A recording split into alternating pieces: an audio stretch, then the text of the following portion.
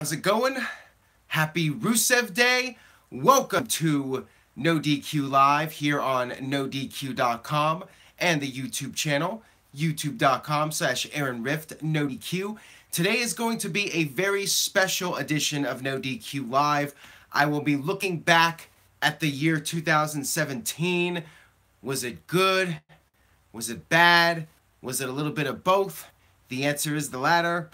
Ducky says, my first no DQ that is actually live. I need you to confirm one more time, when will Rift Aronson be back? Rift Aronson is unfortunately gone, never to return again. Now, I have some really cool things for you guys today. Certified G Jeffrey is here. Kayfabe Candy Ass is here. Kayfabe, I got something special for you, my friend. All right, so you guys know what this is. That is a guitar. And if you guys are really nice and you spread the word and we get some good viewership today, I might just play that guitar a little bit today. I also have a few other surprises for you guys. I'll give you a little spoiler. That is No Mercy from 2000. In my opinion, the all-time greatest WWE video game of all time. And I actually have more surprises. Let me try not to make this a complete train wreck here. There you go, guys. Playboy magazine. So stick around. Who knows what's going to happen today on No DQ Live? This could be a lot of fun. Scratch that. It will be a lot of fun. But you have to spread the word if you're watching live. Tell a friend. Share this video on Facebook or Twitter. It's a nice change of pace from all the Christmas stuff. Maybe get some wrestling talk. Change things up a little bit. 7 Turbo says, beat ya, meet live, what? Jeremiah Dorset says, Aaron, I feel we need to watch old WWE or boycott the product. All right, let's talk about 2017 in WWE. The good, the bad, the ugly. To sum it up, 2017 was a year of great wrestling and mediocre storytelling. That's how I would sum up 2017 in one sentence. There were some great matches this year, no doubt about it. New Japan Pro Wrestling had some great wrestling matches. WWE had some great wrestling matches. The independent scene had some great wrestling matches. Guys were just having great wrestling matches. The athleticism in wrestling is arguably at its highest level in its entire history. You look back over the decades, things have really changed for the better in that regard. Now, with that being said, the storytelling has really lacked big time. When I go back and watch WWE from the Attitude Era, it's so much more fun to watch. Even if the wrestling is inferior compared to now, the characters were just so much more compelling and the shows moved at a faster pace. Apparently the video's lagging again. I'm sorry, guys. I have no idea why it's acting up like this. Hopefully, it'll get better over time. Bear with me here. Hopefully, it does improve the quality. Sin Cara must be trying to sabotage me. Ducky says, Aaron, can I get a howdy ho? Howdy ho! Anyways, Scott Hunt says, excited to watch No DQ Live for the very first time. Thank you, Scott, for tuning in. And again, if you guys are watching live, please spread the word. Share this video on social media. My favorite moments of WWE in 2017 are as follows. First off, the Festival of Friendship. I'm glad you asked, Jeffrey, because I already beat you to it. My favorite moment would have to be the Festival of Friendship. Chris Jericho and Kevin Owens from Las Vegas, Nevada. The big breakup of these two. They were best friends for several months. The build was great for this match. It was awesome. The match itself at WrestleMania, it was a bit disappointing. I can understand Vince's dissatisfying reaction when Kevin Owens asked him about the match. Merry Christmas to those of you that are living in parts of the world where it is, in fact, Christmas Day. It is also Rusev Day, in case you did not know. So the Jericho-Owens storyline, that heel turn, I thought that that was a great segment because so many times Kevin Owens would get cheered. Owens would get babyface pops even though he's a heel character. But when he turned heel on Jericho, when Jericho opened up the gift and it said the list of Owens and Jericho was like, why is my name on it? That was perfect. That was the perfect moment. And then when Owens turned heel, the crowd was booing Owens. It worked perfectly. That was great storytelling. You look back at the Attitude Era, the heels would actually get booed. Vince would get booed. The guys doing the heel antics would get booed. The good guys, Austin, The Rock when he was a good guy, they would get cheered. DX would get cheered. The crowd would boo the villains when they did bad things. Now, the crowd just cheers for just about anybody except for Roman Reigns and Jason Jordan. It's ridiculous. So people ask me, what would I like to see more of in 2018? I would like to see more heels doing heel things and heel characters that are compelling enough so the fans will boo them for actually being heel characters. You want to see the heel get beat up by the babyface, aka the good guy. Kayfabe Candy Ass says, these days we have geek faces telling bad jokes and being cheating authority figures like Shane McMahon. Great point, Mr. Candy Ass. Very good point there. Another great moment, as Jordan Smith mentions, the Hardy Boys returning at WrestleMania. That was epic. For me, that was the WrestleMania moment. Everything else on that show was just there. Looking back almost a year now, to look back at WrestleMania 33, there's one moment that stands out to me as a big WrestleMania moment. Maybe two. I'll give John Cena credit. The proposal with Nikki Bella, that was well done. That was memorable. I'll give them that. But the one really big one for me personally was the Hardy Boys coming back and getting that epic reaction. Interstate Kyle is here. Thank you for tuning in, Kyle, and I'm sure this will get you very excited. Stay tuned, guys. I have a lot of things to show you here in my collection. I am down in Southern California, so I was able to go to my mom's and gather a bunch of old wrestling-related items that I will be showing you guys and maybe getting your guys' reactions. I also have a guitar here. What will I do with this guitar? That depends on you guys and how many live viewers we can get. Right now, we only have about 70, so I guess everyone is, or I should say not everyone, but most people are out doing Christmas-related things. They don't have time for NoDQ Live. Nobody got time for that. But for those of you that are here, I thank you. I appreciate it. And let's continue down our memory lane for 2017. George Smith says Undertaker at WrestleMania with the hat and coat in the ring was a WrestleMania moment. That depends, in my opinion. If Undertaker is in fact 100% done and he never wrestles again, yes, I agree with you. That will go down as a great WrestleMania moment. However, if Undertaker is wrestling again, then that will take away from the impact of that moment. That's just my take on it. So right now, I think the jury is still out on The Undertaker leaving the hat and coat in the ring. The match itself was crap. WrestleMania 33 was a very mixed bag. The main event was lousy. Orton versus Wyatt was lousy. And a lot of the other matches were just there. They were just okay. AJ Styles and I was going to say John Cena. AJ Styles and Shane McMahon was a very good match. However, I do not feel it was the best way to utilize AJ Styles at WrestleMania. Just my take, though. I think it could have been more. I think it could have been bigger and better. But they were given the opening match spot. And because of that, they had to perhaps tone it down and not give fans the biggest match possible. Jeffrey just left. Jeffrey just left, I was trying to say, a $1 super chat donation. Thank you very much, Jeffrey. I appreciate that. Joshua says AJ should have faced John Cena at WrestleMania. I agree on that, although they already had the match at the Royal Rumble, which was a great match. One of the best matches of the year, no doubt about it.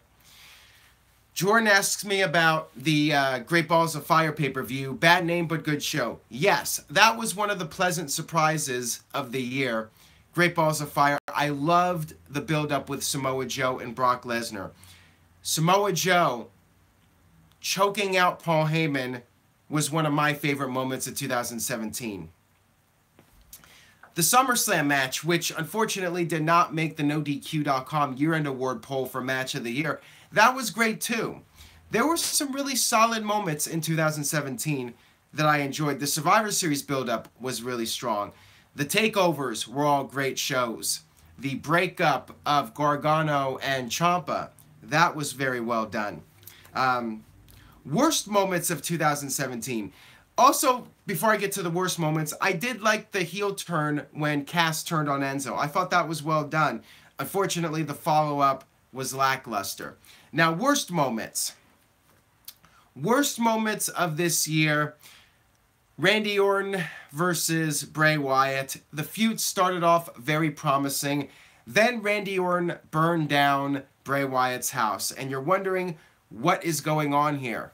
Who's the good guy? Who are you supposed to cheer for? That was the first problem. Strike one. Then you had WrestleMania. Terrible, terrible match with the bugs and the worms on the ring, with the projected images. It was terrible. And then you had House of Horrors, which was WWE's weak attempt to recreate the broken Matt Hardy deletion matches in TNA/Impact Wrestling. Interstate Kyle says the worst moment of the year was losing to Jeff and Greg on Wrestling Trivia Challenge. That was a pretty sad moment. I gotta say, maybe the worst moment on NoDQ was that exhibition match, but yeah, I'm not gonna bury my own product too much here, but yeah, that one was a little rough. Anyways, another bad moment for 2017, Jinder Mahal. You guys know how I feel about Jinder Mahal.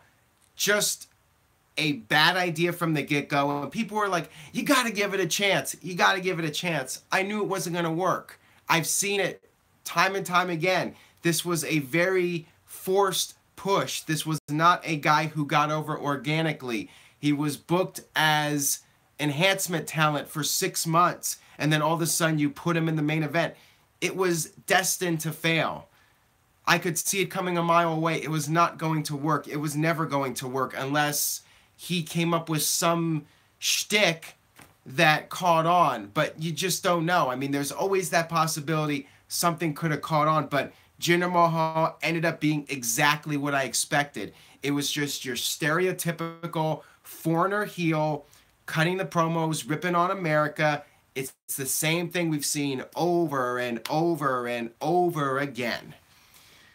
Kayfabe Candy Ass says SmackDown was hurt this year largely because of Jinder's push. I agree on that. Some would argue Road Dogg in general was not good for SmackDown this year. It's interesting because in 2016, SmackDown was on fire. Great shows, and even into early 2017. The Miz was another highlight of WWE in 2017. The Miz just did some great work. Gino says, hey, Aaron, remember me? You'll have to refresh my memory because my memory is shot here. I'm struggling just to remember things that happened 2 weeks ago. Jinder Mahal should have been IC champion or US champion first, says Jeremiah Dorset. Victory says Lesnar and Braun. That was definitely a huge disappointment. I was there for that at Staples Center, No Mercy. One of the most, probably the most disappointing WWE match of the year. Justin says losing Rift Aronson was bad. No, that wasn't a bad thing. That was a good thing. So there's my DDP impression for the day. Brando says Michael Cole and Booker T. Yeah, that was just awful, guys. The commentary in general, I do like Corey Graves to a degree. Not quite as much as some of you out there. the commentary is very piss poor because looking back at the Attitude Era, Jim Ross, and even the Ruthless Aggression Era, the announcers did such a good job in reacting to everything and making you care about what you're seeing on your TV screen.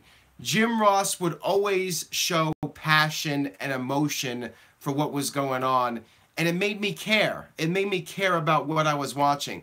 The announcers are so bad now, they grunt every time somebody hits a move. They're like, ooh, and Booker T's, and it's just lame. It's not good announcing. It's crap.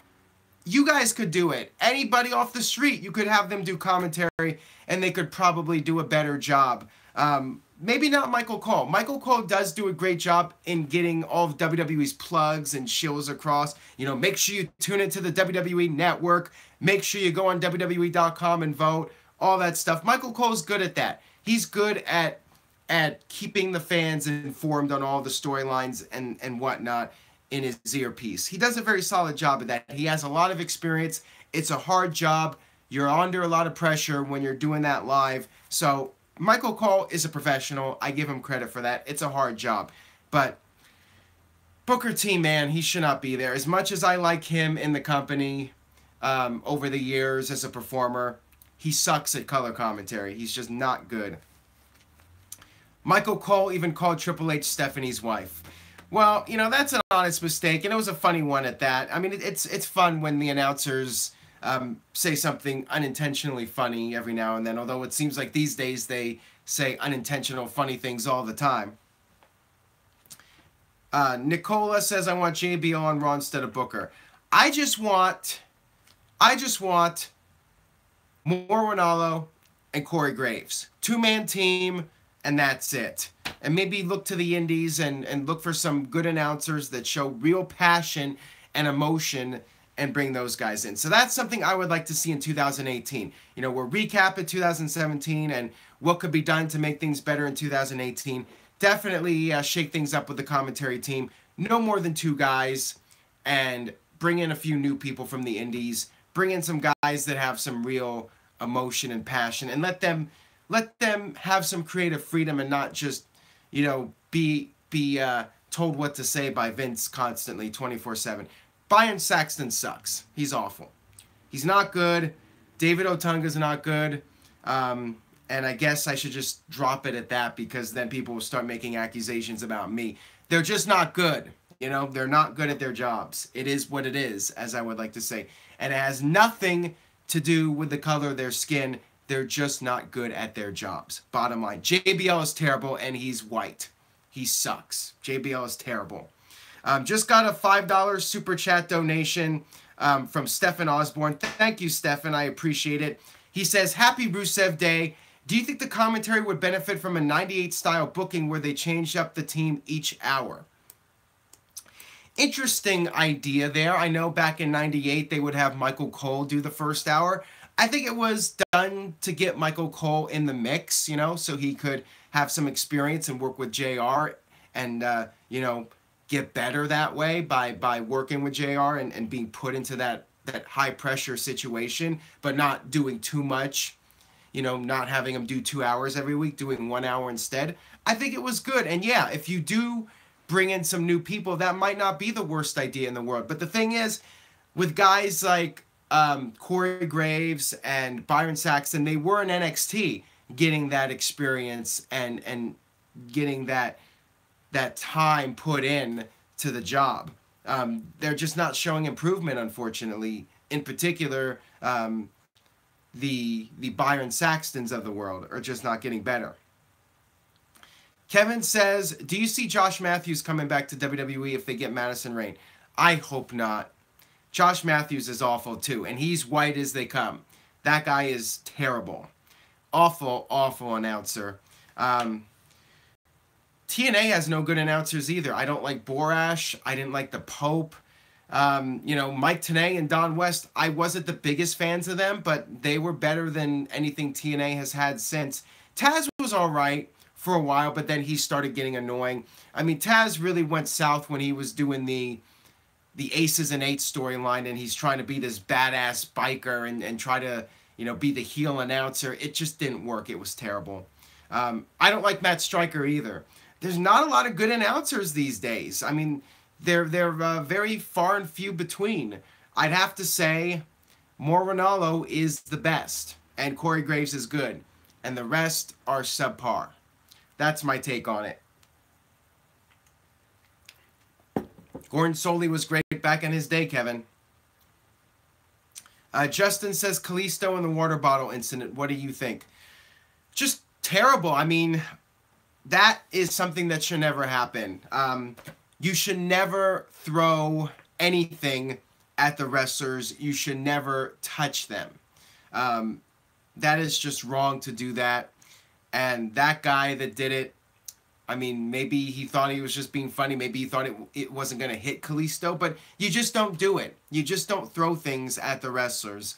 And there's no excuse for that kind of behavior. So hopefully they caught him and he's held accountable for his actions. Braden, a fan on 205 Live, threw a full water bottle at Kalisto. And he apparently had to be hospitalized for it. You could check it out over at NoDQ.com. We have the video up and some more information about what happened. So yeah, it's just something that should never be happening. Never touch the wrestlers or throw things at them, bottom line. Renee Young is good. I would like to see Renee Young do some actual commentary, not just do the backstage interviews. I think she does a good job. Heel by Nature says the guy who threw the bottle was arrested. Arena staff called the police. He threw it from the stands. Well, good. I'm glad. I'm glad that that guy is being held accountable for what he did. I mean, there's no excuse for that kind of behavior. You shouldn't. I know fans get into the heat of the moment, but if it gets to the point where you're throwing things at the wrestlers or touching them, hitting them, then you shouldn't be there. Bottom line. So anyways, you should stop using kiddish reasons to avoid watching Ultimate Lucha 3. Okay. So trying to think about any other bad moments of 2017 that I have not covered yet. Anything else? You guys can refresh my memory. I mean, the thing is, I'm forgetting a lot of good things and bad things, and maybe just mediocre things I tend to forget about in general. So you guys might have to remind me of some things. The rap battle was awesome. The rap battle with the New Day, that was fantastic. The Usos have been a huge highlight of 2017. Those guys have been so entertaining, and it just goes to show turning heel can really change things up for people. It makes them fresh. It gives them some new creative outlets to do different things with their characters. Turning heel was the best thing the Usos could have done. It just totally reinvented them, just like it did for the New Day back in 2015. Usos, they are awesome. They did a tremendous job this year. Great matches, great promos, very entertaining performers. Those guys deserve all the credit in the world. The Jason Jordan and Kurt Angle storyline. So this one's interesting because Kurt Angle is trying to spin this and say that it's working, it's getting the desired reaction. Vince knew the fans would hate on Jordan and that it is a success. So I'm curious to know what you guys think about this. Do you think it's working or do you think it's not working? Are you entertained by it? The thing is, Jordan is getting reactions. I was at No Mercy and he got heavily booed. The crowd, 16,000 people were booing him. They were making noise. And WWE could argue, well, it's better than no reaction at all. The people are invested. Whether they're booing or cheering, they're making noise. And that's the same attitude WWE has had about Roman Reigns. And the crowd is reacting to Jason Jordan now. So do you guys think it's working? Do the people hate Jordan or just hate the storyline? I don't think the people hate Jordan. They see the talent in this guy. I think some fans hate the storyline and just feel it's not believable. So you can look at it in different ways. Is it a success or not? I feel it's lazy storytelling, whether it's working or not. I just feel it's very lazy and it isn't believable that Jason Jordan is Kurt Angle's son. But if it gets people reacting to it, then more power to WWE. I mean, what else can I say about it? I just want to be entertained, and I guess Jordan getting booed out of the building is entertaining. So, not sure what else to say about it. So, guys, I want to show you some things here today. Like I said earlier, I've been here at my mom's in SoCal. I grabbed some old wrestling items, video games, magazines. Of course, I showed you guys the Playboy magazine. Should I be brazen and show you guys a couple of photos here? Nah, I'm not going to do that. Sorry, guys. I know some of you would like to see it. So I did show you No Mercy. In my opinion, the all-time greatest wrestling game of all time. That and Day of Reckoning. Day of Reckoning and WrestleMania 19. Those are my all-time 3 favorite games. I have a bunch of the boxes here for the Nintendo 64 games. This is the Attitude, WWF Attitude. Which one came out first? Actually, I think it was Warzone. This is Warzone. I believe this was the first WWE game to come out on the Nintendo 64. Decent game, but, you know, clearly it was, you know, the first one, and there wasn't a lot of depth to it. This one, Attitude, a little bit better, but it was Acclaim. Acclaim wasn't all that great when it came to WWE games, in my opinion. I did like the music, the little songs they had for the characters. I thought that those were funny. Unfortunately, oh wait, yes, I do have it. Okay, cool. This game was awesome. WCW NWO Revenge. Definitely the best WCW game ever made. WCW NWO Revenge was THQ, and this is what really got the ball rolling. This game, I mean, first it was WCW versus NWO World Tour. That was the first one, and that one was pretty good. This one was even better. Very good gameplay, lots of replay value, interesting characters. You could tweak the characters. That was one thing I liked about these old games. You could tweak the designs of the characters, so you could make Hulk Hogan, you could make Hollywood Hogan Hulk Hogan. You could change their race, you could change their facial hair. You could just completely redo the wrestlers and make the old retro versions. Like, you could make Stone Cold Stunning Steve Austin, give him hair.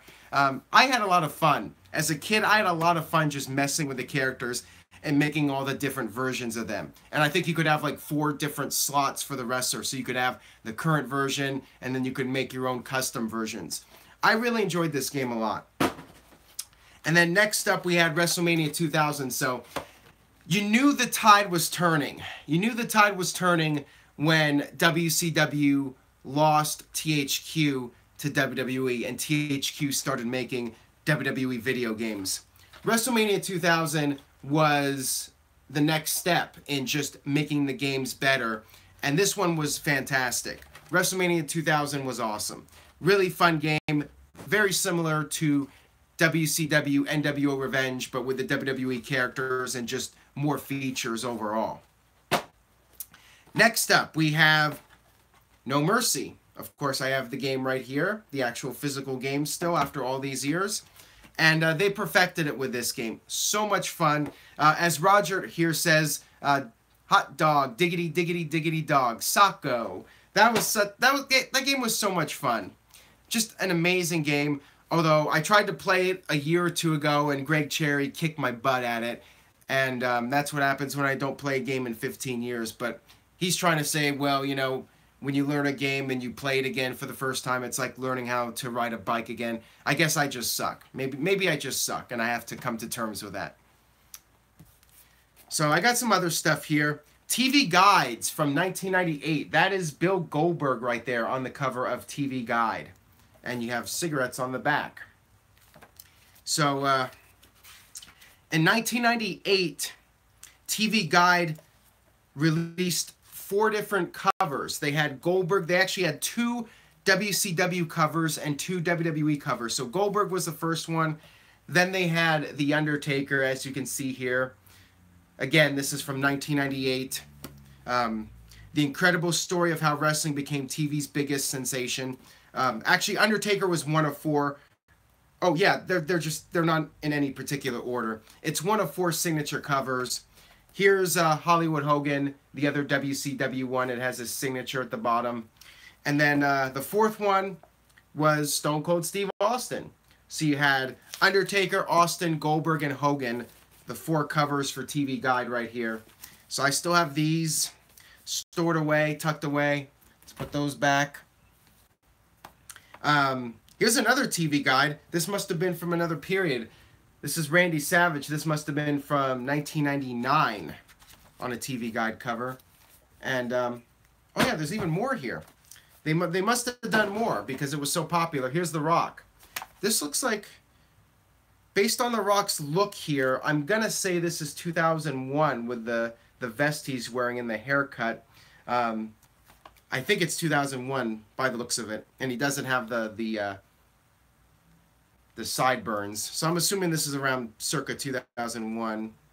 Actually, if I look in the magazine, I should know. Yeah, it is. It's December 2001. Wow, I got it. How sad is that? That I can look at a picture of The Rock and I can tell what year it was from. That's insane. I don't even know how I did that right there. Got an old magazine here. Jim Ross DX. No cover, though. There's D'Lo Brown. See if I have any other magazines here that actually have a cover. Oh, here we go. All right, here's an old one, guys. Hillbilly Jim from May 1985, right there. Hillbilly Jim on the cover of WWF magazine. There's a little ad for Tuesday Night Titans. Very entertaining show, by the way.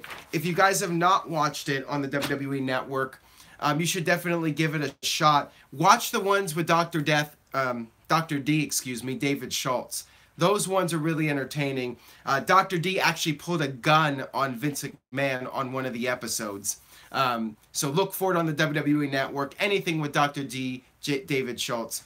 Okay, what is going on here? Rift Aronson just left a $1.95 super chat donation. What is going on here? He's dead. Rift Aronson is dead. This cannot be happening.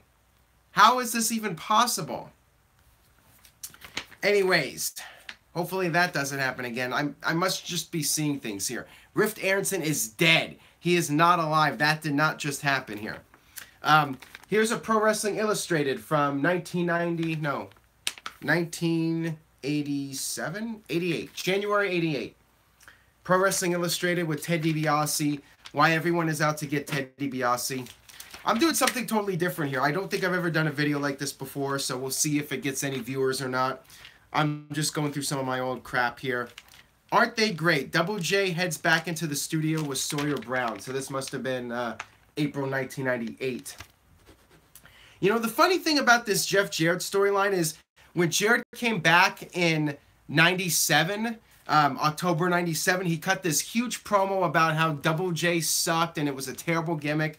And then 6 months later, he goes back to doing the country singer gimmick. Just like Goldust came out and talked about how the Goldust character was terrible, and then 6 months later, he was back to being Goldust again. And then he went to WCW and did it again and said Goldust sucked, and he just wanted to be Dustin, and then he went back to being Goldust again years later. So funny how that works. Yeah, if a character ever comes out and says he doesn't like his character and it sucks, don't believe him, because 6 months later, he'll be back to doing that character. What else do I have here? Wrestling Extra Wrestling. Okay, this is a magazine that... Oh, this must... Is this some sort of offshoot of Pro Wrestling Illustrated? Because they have a PWI... for those of you that are knowledgeable with the magazines, this must be some sort of Pro Wrestling Illustrated. The Wrestler. You guys, some of you out there might know more about the magazines than me. I just collected... Somewhere I had, I don't know if you guys remember WOW Magazine. Any of you out there? WOW Magazine was in the late 90s and it was all color. That was the thing that was unique about it. They had these high quality color photos in it, but they only lasted about a year, so it must have been way too expensive to produce and make a product, or make a profit, I should say, from it. Heel by Nature says WOW Magazine was great. It was semi-shoot. Yeah, that was the thing, you know, like the PWI magazine, and you know, they were mostly kayfabe. But yeah, that magazine did, you know, give some inside information. So it's kind of like a mix of both, you know, with the kayfabe and then, you know, breaking kayfabe a little bit. Kayfabe Candy S says, remember WoW chips that made people sick in like 1997? That I don't remember. That I do not recall. Here's another WWE magazine with Mankind and Al Snow. When was this? February 1999. Okay, I got a magazine without a cover here. But there's a little advertisement. WWF magazine from 87, I want to say. All right, here's an old one. This is a really old one with Sergeant Slaughter from December 84, January 85, right there. There it is. Sergeant Slaughter, WWF magazine. Somewhere in here I have the first magazine. It was called Victory Magazine. The very first official WWF magazine was called Victory Magazine. It was released, I believe, December 1983. If you guys are lucky, I'll be able to pull that up. I don't know what I have in this pile exactly. There's Stone Cold, 1998. This one's falling apart. For some reason I have a Mad Magazine in here with all the wrestling magazines. I don't know how that got there. Darren Gregg says the WWF ice cream bars were great. Heel by Nature says that Sergeant Slaughter magazine is worth about $80. Interesting. Some of these are in mint condition. Some of them are in terrible condition, though, so I don't know if they would go for that much. Like this one, this magazine doesn't even have a cover. Some of them don't have covers, or they have ripped pages. Yeah, this one's weird. This is a Mad Magazine. Again, I don't know why I have Mad Magazine mixed in with these. Here's another one, Road Dogg Jesse James. Let's see what else we got here. Ooh, this must have been when the Big Show debuted. Big Show. Oh, yeah. So there you go. There's the double cover. Can you guys see that? Big Show covering Austin's hand. That's a nice little magazine right there. Ah, Ministry of Darkness Undertaker. One of the best, man. Yeah, it doesn't look like I have the original Victory magazine, unfortunately. Heel by Nature says if you have the first WWF magazine, the Victory mag was Snuka, it's worth about $100 plus. Interesting. I know I have it. I don't know where. And here we go. Kurt Angle, Wheaties. Do you have the Hulk Rules album? I might have it somewhere. I mean, I don't know where it would be. I mean, I have boxes of stuff here. Maybe one of these days I'll do another video if I can find some more rare wrestling merchandise. But that's pretty much everything I have to show you guys today. I'll go ahead and wrap up this edition of NoDQ Live. Do I have the Power Driver album? I might. I'll have to look for it and see if I can find it. Maybe next time I'll whip out some more stuff. Thank you guys for tuning in. I hope you enjoyed the video. Recapping 2017, the good and bad moments, as well as talking about some of the video games and magazines. Oh no. $2 from Rift Aronson. Highly unlikely is yet to be seen. I'll be back. What is going on here? Rift Aronson is dead. He is buried. He cannot be alive. Okay. I cannot play the guitar, and I promise you this guitar has not been touched in about 10 years. My name is Rift. Okay, that's enough of that. The guitar is extremely out of tune, and I don't know how to tune it, so it's not going to happen, guys. Play for Keeps just sent in a $2 Super Chat donation. You guys are just sending in Super Chat donations to keep me doing this video. It's about 80 degrees in this room right now. I'm dying here. Kayfabe Candy S says Encore. Alright, let's do this. It's Rusev Day. It's Rusev Day. Okay, that's enough of that. Maybe if I whip out the saxophone, I could try to learn how to play it again, and I could play you guys a wrestling song on the saxophone. But to be honest, I never played the guitar really. My dad tried to get me to play the guitar, but I just couldn't get into it. I did play the alto sax though for a while. So maybe one of these days I'll have to bust out the saxophone and learn to play it again and give you guys a song on the saxophone. Maybe play Goldberg's theme song on the saxophone. I could do that. I could play Goldberg's theme on the alto sax. But anyways, I'm no kayfabe candy ass. If you guys want to watch some good guitar playing with wrestling songs, Go check out Kayfabe Candy Ass at Planet Kayfabe on Twitter. Check out Healed by Nature. He was in here. He has some great content on his channel. Check him out. And thank you guys, everyone that left Super Chat donations. I appreciate it. You guys are awesome. And Merry Christmas. Happy Rusev Day. Tomorrow's Rusev's birthday. So make sure you guys wish him a very happy birthday. I know you'll be busy doing all your Christmas stuff, but you got to send some love to the man from Bulgaria. Make sure you wish Rusev a happy birthday. See you guys soon. I should be back most likely Tuesday, unless something really major goes down Monday night on Raw. It's a Christmas show, so I doubt it. John Cena will be there. Whoopee. But beyond that, I should be back Tuesday for sure with a lengthy No DQ Live back in Portland. So stay tuned for that, and I will see you guys next time.